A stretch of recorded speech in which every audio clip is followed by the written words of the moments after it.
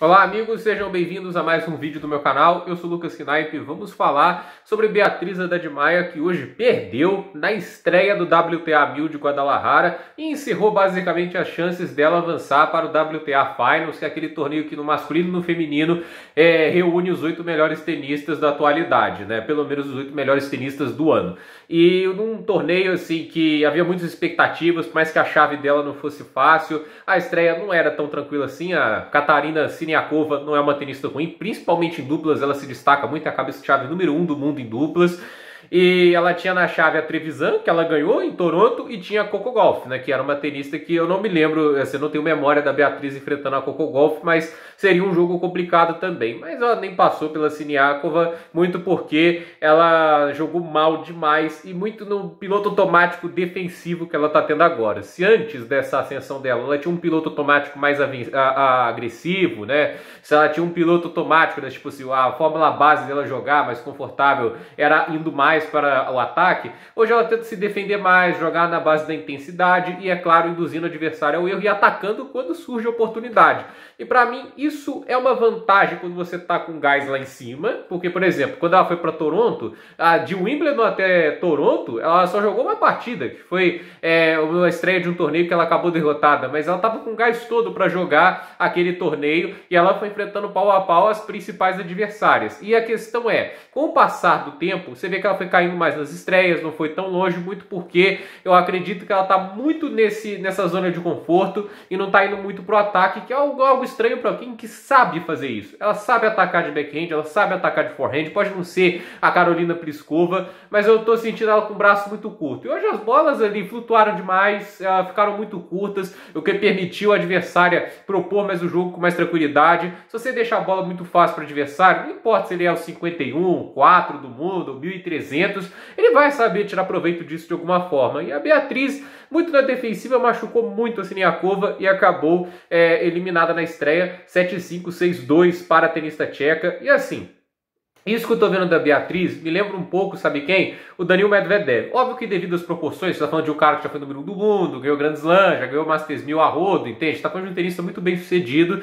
E a Beatriz, por mais que ela já tenha conseguido um feito enorme estando no top 20, né? A gente tá falando de alguém que ainda não teve no top 10, ainda não chegou, assim, além de uma terceira rodada em Grand Slam. Não me lembro dela ter chegado numa terceira rodada de Grand Slam. Mas nesse período de ascensão dela, ela conseguiu elevar a produção dela no jogo de movimentação, se defendendo bem, sustentando longas trocas. Isso era um problema que a Bia tem, isso virou uma das grandes forças dela, mas ao mesmo tempo parece que ela meio que sacrificou um pouco o jogo ofensivo, e se você não consegue extrair o máximo de seu tênis, se não houver um equilíbrio, não adianta só você se defender, você tem que atacar também. O Medvedev, nesse ano, ele começou muito bem no Australia Open, a gente viu ele chegando à final, só o Aliassime conseguiu ter match point contra ele tirando o Rafael Nadal, e olha o que o Aliassime teve que jogar, e quando o Medvedev encontrou o ritmo foi difícil para o canadense virar o jogo a favor dele, e a gente teve o jogo contra o Nadal, que o Medvedev forçou o Nadal a mais de 5 horas e 20 para vencer aquela partida. Então, como é que o Medvedev está dando tanta dificuldade a esses tenistas, e até chegar a esse último torneio que ele teve aí,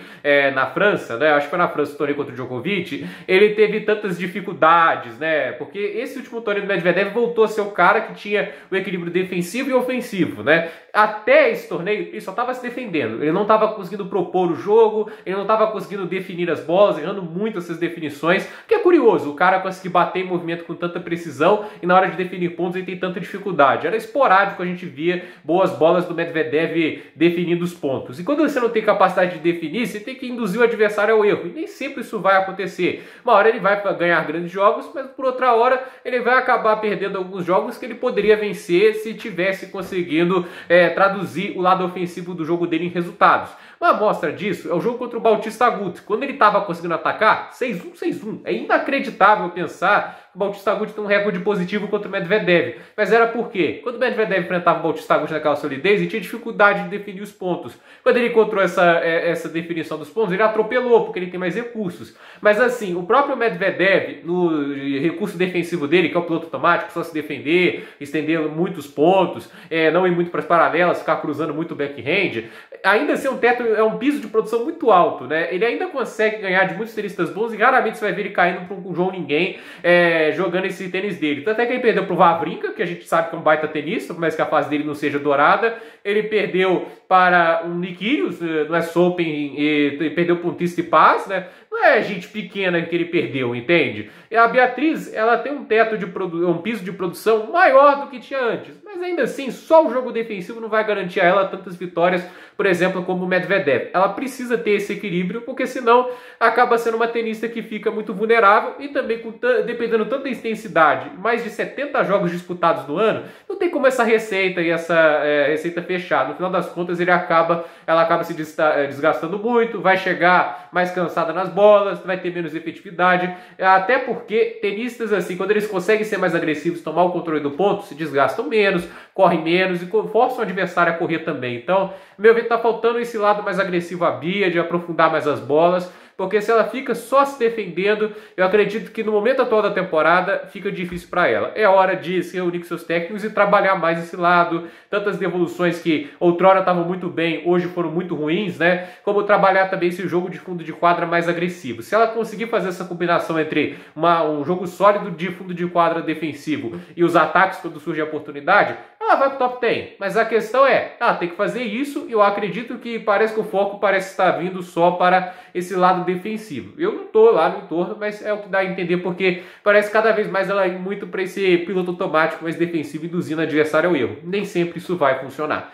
Gente, por esse vídeo é isso. Durma nos comentários, deixe seu like, se inscreva no canal, compartilhe esse vídeo e até o próximo vídeo.